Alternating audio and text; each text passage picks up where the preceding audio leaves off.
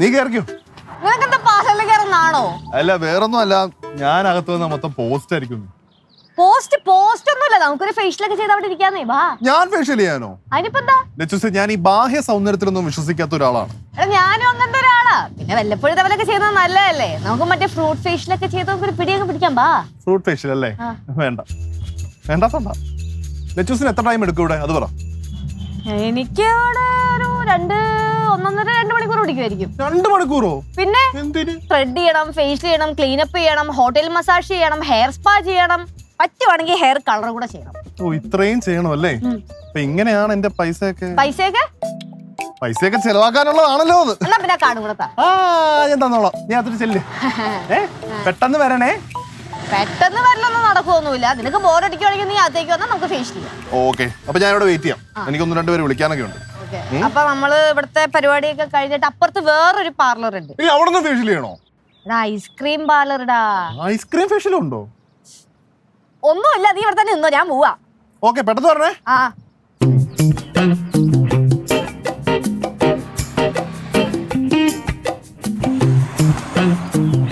അളിയാ, കാലിക്കറ്റ് വരണമെന്ന് ആഗ്രഹം ഉണ്ടളിയാ. അത് നമുക്ക് ഒരു ദിവസം പിടിക്കാം. ഞാൻ ഇവിടെ കുറച്ച് പോസ്റ്റ് പരിപാടികളിൽ ഇൻവോൾവാ. പിന്നെ എന്നാ ഉണ്ട് വിശേഷമൊക്കെ? കാലിക്കറ്റാണോ? കാലിക്കറ്റ് ഞാൻ ഒരു ദിവസം ഇറങ്ങാം. ഇവിടുത്തെ തിരക്കൊക്കെ ആയിട്ട്.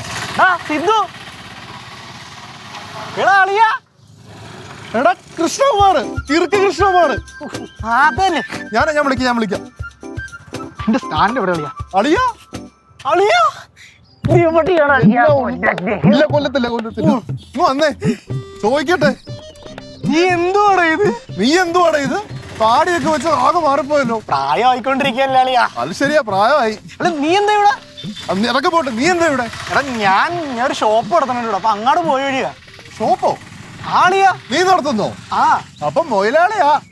മൊയിലാളി എന്ന് പറഞ്ഞാൽ എത്ര എംപ്ലോയീസ് ഉണ്ട്? 4 പേരാണല്ലോ. എന്താടാ മുതലാളി തന്നെയല്ലേ? മുതലാളിയൊക്കെ തന്നെ, പക്ഷെ ഞാനവന്മാരുടെ തൊഴിലാളി അവറിന്റെ ഇടക്ക് കളിയാ, വേറെ വഴിയില്ല. എന്നാലും നിനക്ക് വന്ന മാറ്റങ്ങളെ നമ്മള് സ്കൂളിൽ പഠിക്കുമ്പോ എന്തോരം ഗുരുത്തക്കേടാണ് ഒപ്പിച്ചേക്കുന്നത്. അളിയ അത് മാത്രം നീ മറന്നിട്ടില്ലല്ലേ? അതൊന്നും മറക്കില്ല. മനു ദീപക്കൊക്കെ എവിടെ ഉണ്ട്? അവന്മാരൊക്കെ വിളിക്കാറുണ്ട്. നീ വിളിക്കാറില്ലേ അവന്മാരെ? കുറച്ചായിട്ട് കോണ്ടാക്ട് ഇല്ല. എല്ലാരും ഒന്ന് വിളിക്കണം, ഒരു ഗെറ്റ് ടുഗദർ ഒക്കെ പ്ലാൻ ചെയ്യണം. അളിയ ഇത് ഞാനിവിടെ ചിന്തിക്കാറുണ്ട്. നീ ഇപ്പൊ ബിസിയാണോ?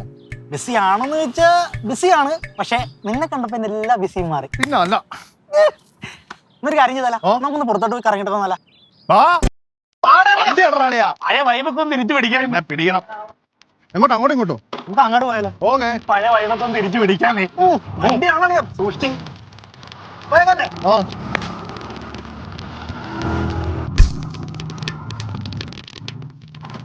എന്തായിരുന്നല്ലേ നമ്മളെ കാലം. ഇനി അതുപോലത്തെ ടൈം വരുമോ എന്നുള്ളതാണ്. ഇതാണ് വീട്. നീ ഇത്ര വലിയ സെറ്റപ്പ് ആയിരുന്നു? സെറ്റപ്പാ? എടാ ഇതിന്റെ വൈഫ് ഹൗസാ. വൈഫ് റിച്ച് അല്ലേ? പോയടാ. അന്ന് ചോദിക്കട്ടെ, എന്താണ് നമ്മുടെ കൂടെ പഠിച്ച മൈഥിലി ആയിട്ട് ഇപ്പൊ കോണ്ടാക്ട് ഉണ്ടോ? നീ അതൊക്കെ വിട്ടില്ലേ? പറ. കോണ്ടാക്ട് ഉണ്ടോന്ന് വെച്ചാ വാട്സപ്പിൽ മെസ്സേജ് അയക്കും, പക്ഷെ റിപ്ലൈ ഇതുവരെ തന്നിട്ടില്ലടാ. വാട്സപ്പിൽ നീ മെസ്സേജ് അയക്കുന്നുണ്ട്, വെറുതെ അല്ല നമ്മുടെ ഗ്രൂപ്പിൽ നിന്ന് ലെഫ്റ്റ് അടിച്ച് പോയേ. അത് നീ കണ്ടാ? അത് ഞാൻ ശ്രദ്ധിക്കുന്നുണ്ട്.